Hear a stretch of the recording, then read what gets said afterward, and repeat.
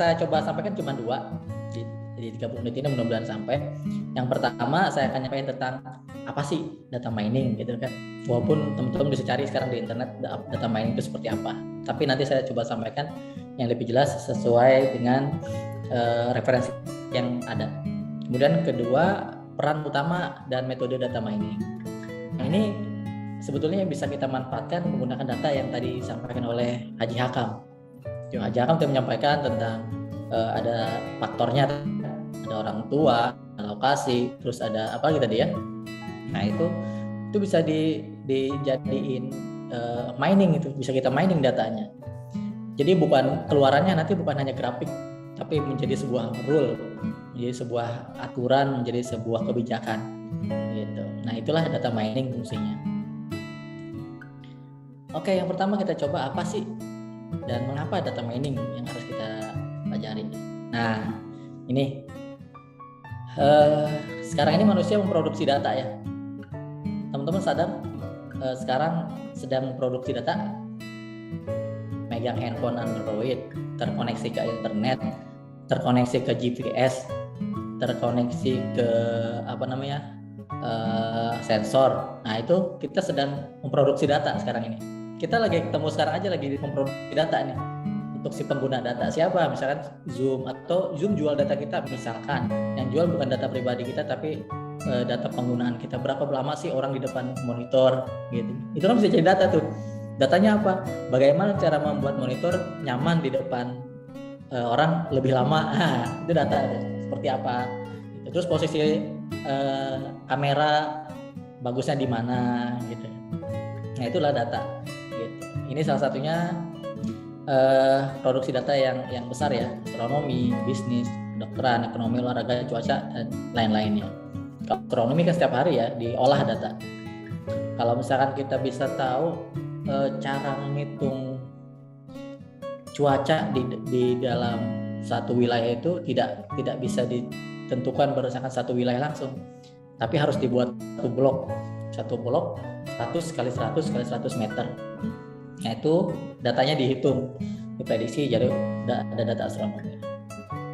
Kemudian pertumbuhan data ya. Pertumbuhan data, kalau misalnya teman-teman lihat yang sekarang teman-teman pakai udah sampai mana? Gigabit, terabit, petabit, hexabit, zetabit, atau yotabit. Nah, data kita sekarang baru sampai ke gigabit ya, terabit mungkin kalau udah pakai hard disk eksternal. Paling baru sampai berapa terabit kan? Semua ini 10 berapa nilainya? Nah ini 10 pangkat 3, 10 pangkat 6 sampai 10 pangkat 24. Banyak banget. Tuh.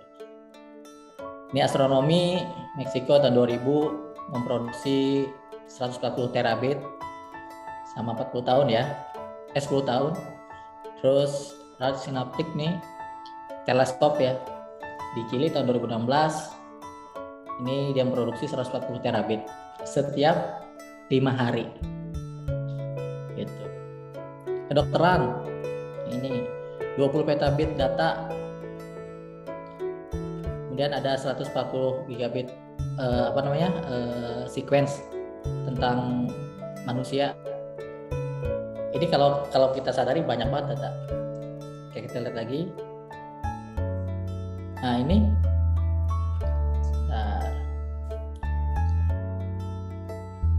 kalau pakai satu layar nggak enak. Oke. Ini sosmed yang paling banyak dipakai oleh kita. Contoh Google itu ada 2 juta pencarian. Ada 2 juta pencarian. Terus apa tuh? Ada siapa? Ini Spotify. 14 lagu baru ditambahkan setiap harinya. Terus apalagi yang biasanya paling banyak kita gunakan? Instagram ada 3.600 foto setiap detiknya yang diposting ke Instagram. Kalau misalnya kita foto pakai handphone yang sudah ukurannya berapa jumlah data yang disimpan oleh si Instagram gitu. Kemudian nah ini tentangnya tsunami market ya sekarang, apa tsunami data. Di 2015 smartphone kan mulai banyak ya. Kemudian web social network udah mulai banyak. Inilah awalnya datanya yang diolah oleh manusia itu mulai membanjiri gitu.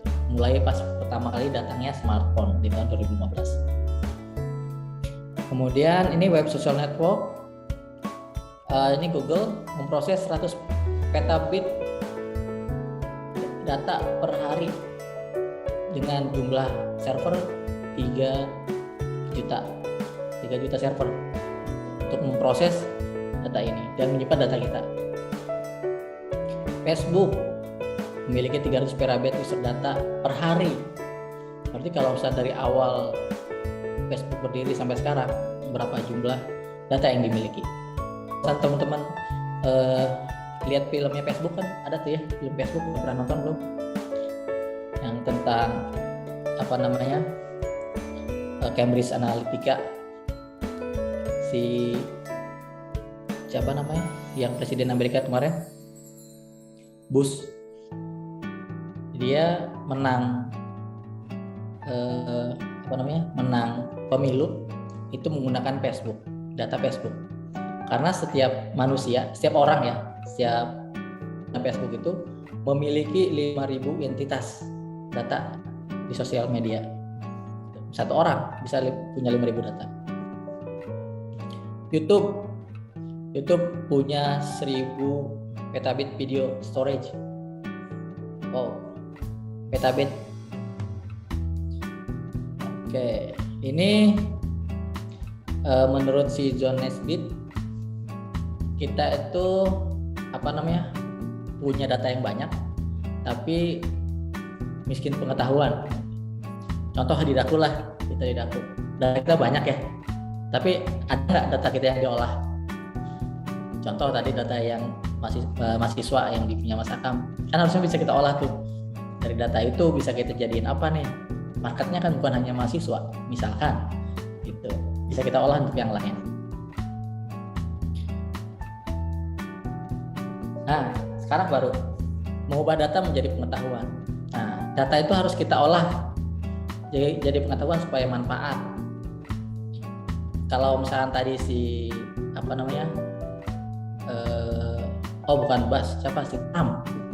si Trump presiden Amerika yang kemarin itu menang, padahal secara ini dia nggak bakal menang, tapi dia memanfaatkan datanya Facebook, data masyarakat di Amerika Serikat, sehingga dia bisa menang dengan memanfaatkan data itu. Gimana cara memanfaatkan datanya? Misalkan dia pilih berdasarkan klaster, kemudian diasosiasikan, ada ikatan dengan dia, ketika di wilayah ini mereka butuh apa, dia buat kampanye tentang apa, disesuaikan sehingga dia bisa menang. Oke, dengan pengetahuan tadi data, kemudian kita olah menjadi pengetahuan, kita bisa memperoleh ini. Yang pertama, kita bisa melakukan estimasi dan prediksi apa yang terjadi di depan. Tadi contoh yang tadi data tadi, ini kalau misalkan datanya yang tentang tadi mahasiswa atau datanya Dakumar, atau datanya Dakumar bisa kita olah. Diolah buat apa? Bisa melakukan estimasi, kemudian bisa juga melakukan prediksi gitu. Misalkan contoh, kita olah data Januari, transaksi Januari di Dakumar. Setiap santri itu biasa membeli Saihu dengan Dakubrid misalkan. Nah, kita olah nih data ini semua sehingga rata-rata itu setiap santri ketika beli Saihu pasti beli Dakubrid gitu. Nah, ini bisa diolah jadi apa? Menjadi bahan promosi. Misalkan membuat paket ketika beli Saihu 2 misalkan free Dakubrid, contoh misalkan bisa dibuat seperti itu. Atau ketika kita naruh di rak Saihu itu sampingnya Dakubrid, otomatis pasti dia akan beli kan, karena paling banyak orang ketika beli Saihu pasti beli Dakubrid gitu. Nah, itu bisa kita olah. sehingga kita bisa melakukan prediksi. Kemudian kita bisa melakukan analisis tentang asosiasi, korelasi, dan pengelompokan yang tadi sama contohnya. Kita bisa asosiasikan, kita bisa hubungkan gitu kan. Orang beli santri itu kalau misalnya beli saihu gitu kan, pasti beli juga daku murid dan seterusnya. Atau kalau misalnya kita punya data karyawan SDI-nya Darul Quran, ini buat fungsinya si DBN misalkan, rata-rata SDI daku itu setiap tanggal sekian pasti beli minyak sayur misalkan. Kalau kita punya data itu ya. Nah, kita harus kayak si DBN pasti bisa melakukan kelompokan nih si SDI wilayah Ketapang misalkan. Setiap tanggal sekian mereka tuh rata-rata beli minyak sayur. Ya udah, buat promo lah, di setiap tanggal sekian sampai tanggal sekian DBN jual minyak sayur dengan harga murah, itu pasti laku karena kita udah punya data biasanya orang di Ketapang atau SD Ketapang pada tanggal sekian pasti beli itu. Kemudian bisa juga sebagai membantu pengambilan keputusan dan pembuatan kebijakan. Contoh dalam penentuan kalau misalnya di sekolah misalkan, di sekolah kalau misalkan jangan sekolah, saya contohnya ya. Oke, contohnya misalkan dalam penentuan cuaca. Kalau misalnya si BMKG misalnya dalam menentukan cuaca hari ini bakal hujan, gerimis, panas, atau berawan. Nah, itu kan bisa ditentukan dari apa? Dari suhunya, dari arah anginnya, terus dari kecepatan arah angin, itu bisa dihitung tuh. Sehingga bisa ketahuan bahwa di wilayah tertentu akan cuacanya seperti ini gitu. Dengan data yang tadi. Nah, itu sebagai pengambilan keputusan. Gitu. Atau kalau misalkan di karyawan misalnya di SDI bisa menentukan bahwa dia itu diajukan menjadi SDI tetap gitu. Di SDI tetap ditentukan berdasarkan apa? Misalkan dia mempunyai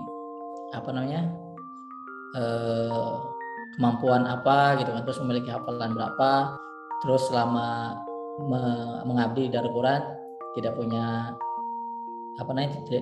masalah gitu kan, sehingga menjabat keputusannya dijadikan calon SDI tetap misalkan seperti itu, dan masih banyak lagi yang lainnya. Oke, ini contoh ya, contoh pemanfaatan data mining di dunia nyata. Ini ada film judulnya Moneyball. Kalau misalnya teman-teman mau iseng buat besok Sabtu Minggu misalnya nonton tentang data mining, ini ada filmnya ini. Nah, dia itu bukan pemain hebat, dia bukan pelatih misalnya. Tapi dia bisa menentukan timnya menjadi tim hebat karena dia merekrut satu orang yang jago statistika. Main bola tapi lawannya menggunakan statistik gitu. Dia 3 tahun berturut-turut kalau masa menjuarai di negara bagiannya dia. Setelah tim yang lain tahu bahwa mereka menggunakan ini menggunakan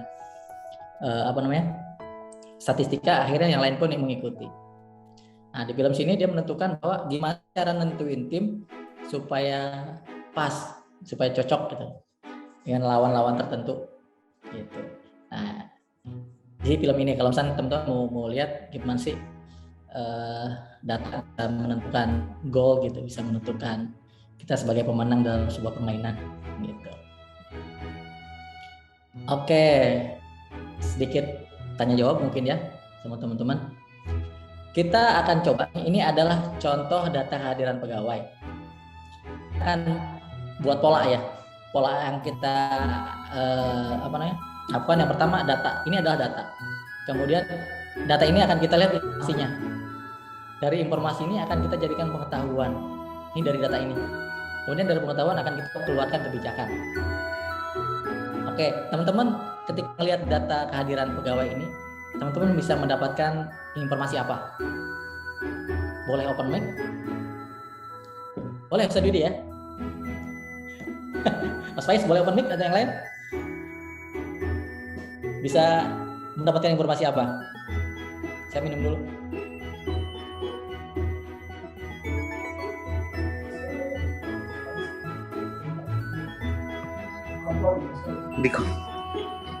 Ayo mungkin teman-teman rekan-rekan ada yang bisa menjawab, mungkin boleh kira-kira dari data yang dipaparkan oleh Mas Muklis apa nih yang kita bisa dapatkan, bisa kita lihat. Kemudiannya nggak kelihatan ya? 180 itu Rizky, mungkin Rizky dia bagian cleaning service. 1180 cleaning service kayaknya. Karena datang jam 7 pulang setengah 5 tuh. Kalau 1183 Ustadz Hakam kayaknya 1703 baru pulang.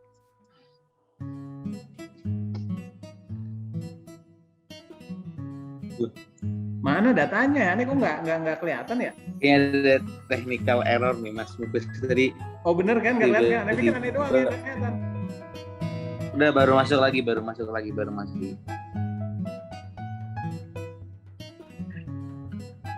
Datanya Mas Muklis, punten. Iya, maaf ya, kuotanya ternyata habis barusan. Saya tadi pakai handphone.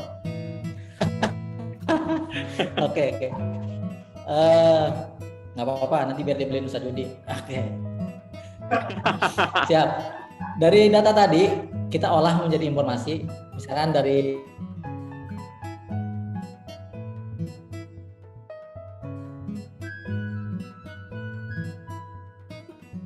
ya, maaf nih. Belakangnya hutan, saya itu belakangnya hutan. Oke. Saya sharing lagi. Aduh, putus lagi nih. Putus lagi nggak?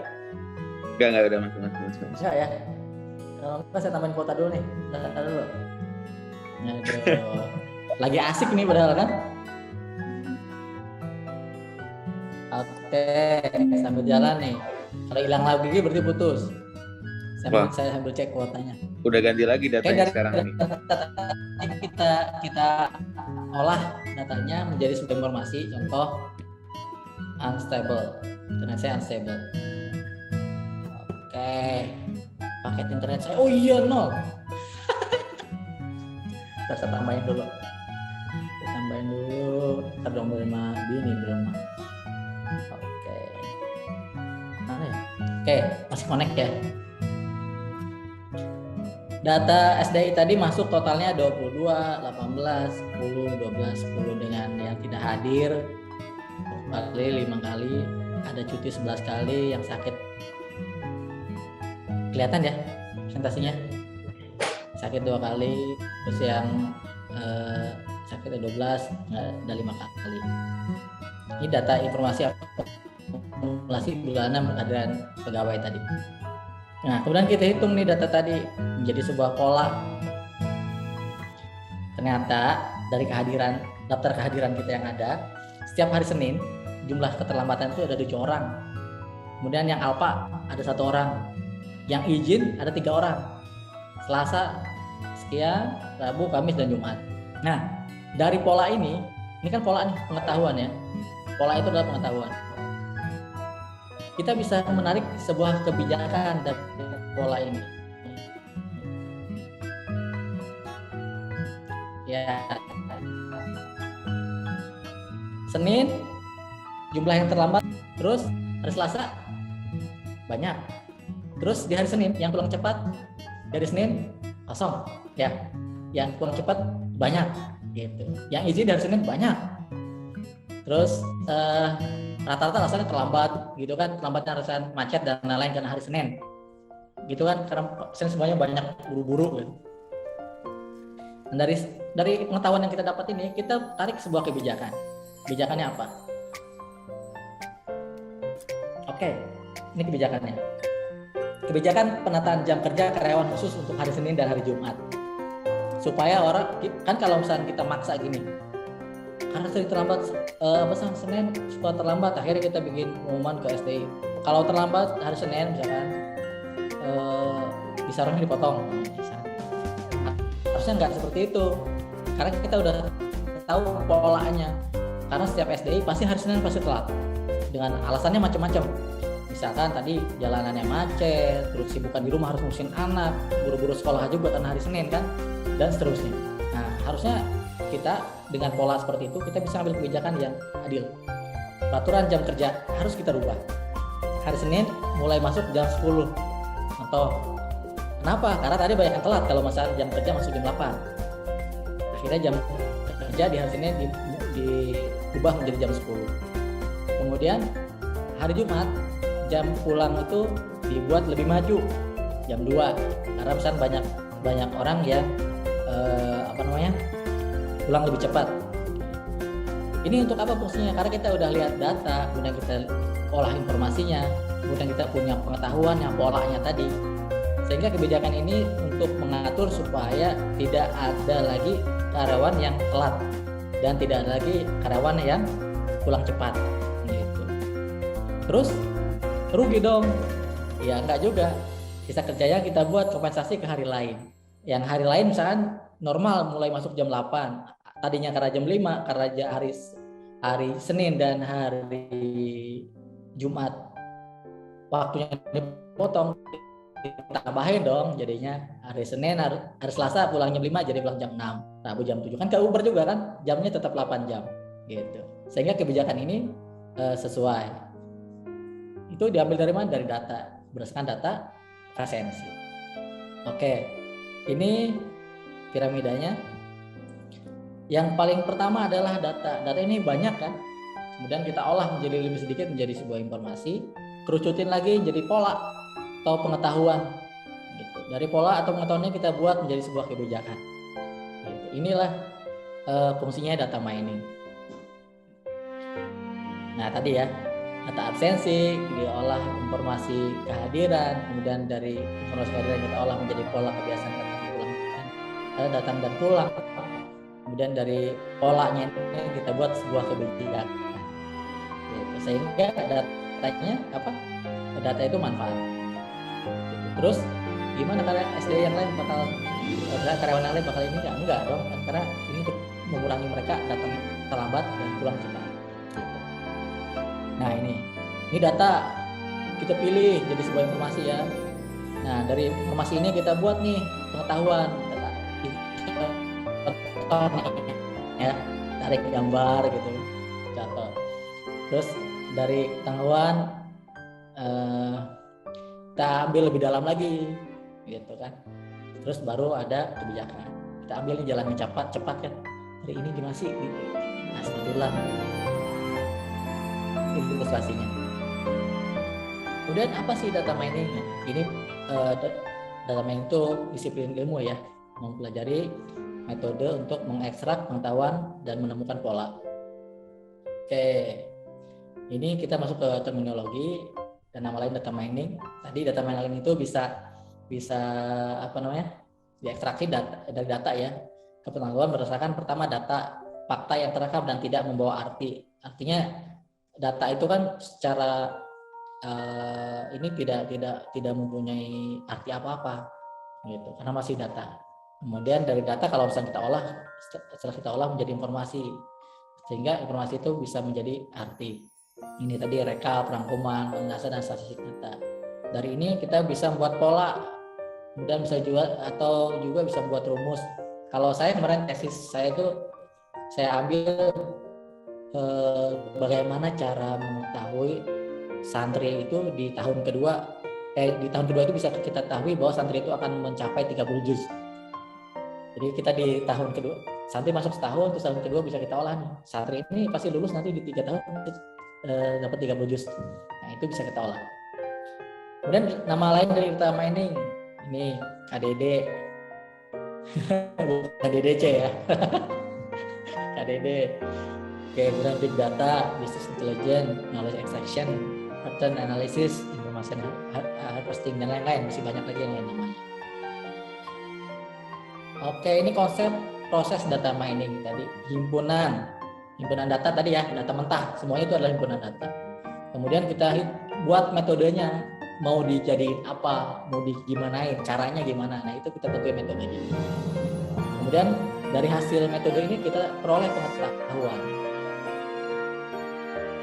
Dari hasil metode ini kita peroleh pengetahuan. Kalau misalnya saya kemarin misalkan dari himpunan data hafalan itu dari sebelum masuk sampai ke 1 tahun itu beberapa tahun yang lalu, jadi 3 angkatan diambil metodenya.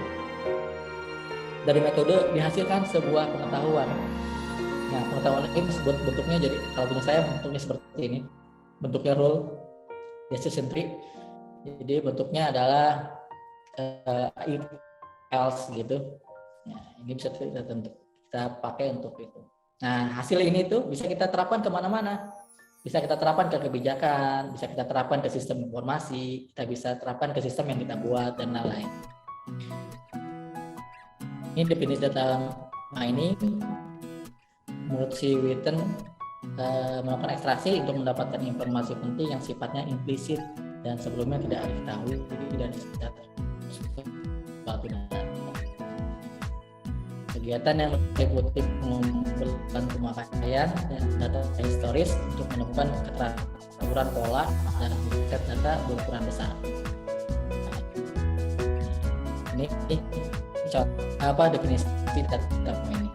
Masih banyak lagi yang lainnya. Ini berdasarkan si Han.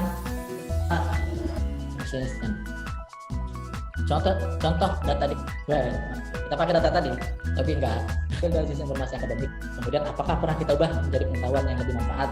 Ini harus kita pakai nih. Ini belum saya terapin. Seperti apa pengetahuan itu? Misalkan rumus, hasilnya jadi pola atau jadi aturan. Bisa kita tentukan gini di sistem informasi akademik. Misalkan mahasiswa itu kita punya data mahasiswa 5 angkatan misalkan. Semester 1 yang tahun ini, semester tahun yang lalu, semester 1 tahun yang lalu, semester 1 tahun yang lalu misalkan. Ada mata kuliah kalkulus, ada mata kuliah fisika, ada mata kuliah apa misalkan. Itu bisa kita atur polanya. Kalau misalkan rata-rata mahasiswa yang memiliki yang memiliki nilai D atau E di mata kuliah kalkulus, mereka tidak lulus tepat waktu, itu bisa kita tentuin di atas situ. Nah itu contoh misalkan sistem akademik ini mahasiswa yang ini berdasarkan nilai sekolah. Mahasiswa yang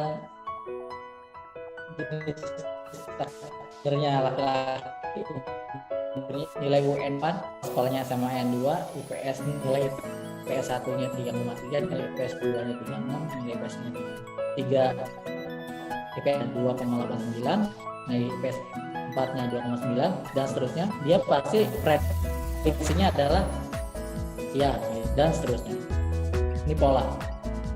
Oke, prediksi kelulusan ya, berdasarkan data tadi. Nah, dari data tadi bisa kita buat seperti ini. Ini adalah rule. Kita buat rule atau aturannya, kebijakannya. Ini kita polakan ke sistem. Kalau saya di IT misalkan, ini bisa saya polakan ke sistem. Di sistem akan saya buat alert misalkan ketika mahasiswa login NT itu misalkan dengan nilai sekian harus giat lagi karena berdasarkan prediksi NT bakal lulus tidak tepat waktu misalkan contoh. Sehingga pembimbing akademiknya, di kampus ada pembimbing akademik itu akan menggenjot mahasiswa itu supaya belajar lebih giat lagi, memantau lagi ketika dia nggak masuk, ngirim tugas dan lain itu langsung di sehingga bisa lulus tepat waktu seperti itu. Contoh data di kampus masih yang tadi. Ini di KPU ya. Saya tutup atasnya. Puluhan ribu data calon anggota legislatif di KPU. Apakah pernah kita ambil pengetahuannya? Contoh ini ya. Ini dari nama partai, nama calon legislatif, jenis kelamin, kecamatan, suara sah, daerah pemilih, suara sah caleg. Ini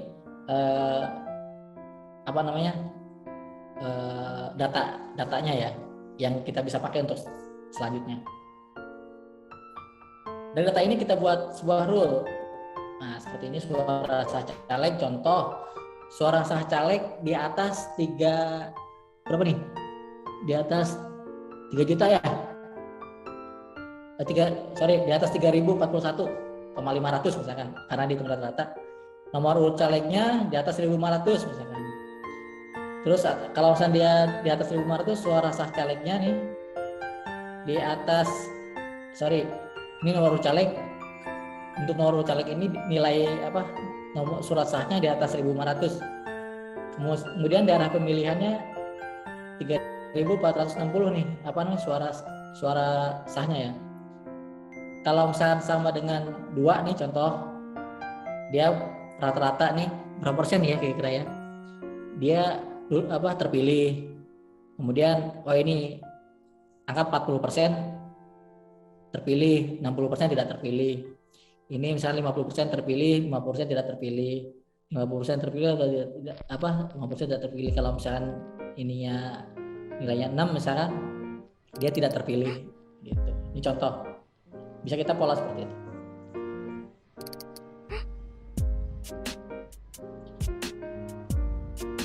Kemudian kelayakan jam misalkan. Gimana cara menentukan kelayakan kreditnya? Ini jumlah kredit macet. Contoh di data untuk tahun 2003 dan 2004 ini kita bisa buat pola dari data itu menjadi bahwa si pengajuan itu nasabah itu dari dengan memanfaatkan data yang ada itu bisa kategorikan ke yang mana, apakah dia akan menjadi nasabah yang macet, apakah dia akan menjadi nasabah yang lancar, dan seterusnya. Nah, ini yang mau kita terapkan di sistemnya IT untuk yang sistem keuangan. Tapi polanya nggak seperti ini, nanti akan dipelajari lagi. Ini deteksi deteksi pencucian uang, money laundry ya. Ini contoh polanya seperti ini. Oke, yang di IT juga akan kita coba terapkan itu anti fraud-nya, insya Allah. Tenang, Mas Faiz, sebentar lagi saya selesai.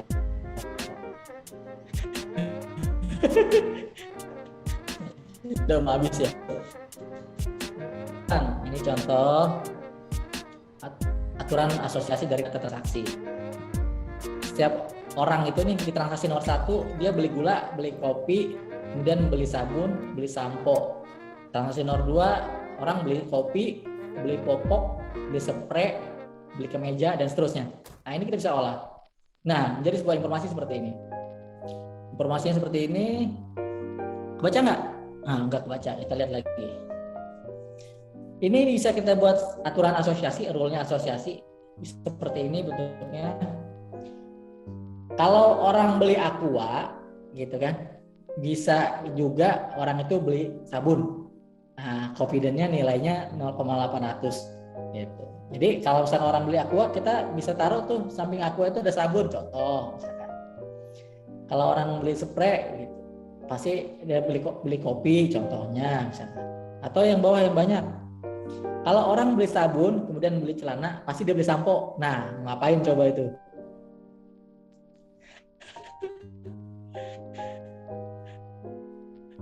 Kalau dia beli sabun kemudian dia beli boneka, pasti gitu. Dan seterusnya. Ini asas, ini bisa kita terapkan di kalau misalnya orang sedekah. Kalau orang sedekah sekian, rata-rata dia sedekah apa lagi gitu. Bisa kita terapin juga, dan seterusnya. Ini contoh pola aturan sosial di Amazon atau di web yang lain juga sama. Contoh, orang ketika beli buku ini misalkan akan ditawarkan juga di bawahnya. Bahasanya dia gini, customer who book this item also go, gitu kan. Kalau misalnya orang beli ini, mereka juga beli buku ini loh, gitu, dan seterusnya. Ini dia rata-rata pasti orang ketika beli ini pasti beli ini juga, gitu. Sehingga penjualan meningkat. Wah, ini yang bahaya nih. Ini perbedaan yang menggunakan data mining dan tidak data mining. bisa kita sebut stupid application, hanya sistem informasi akademik. Harusnya kita buat seperti ini, misalnya contoh sistem prediksi kelulusan mahasiswa berdasarkan sistem informasi akademik dan seterusnya.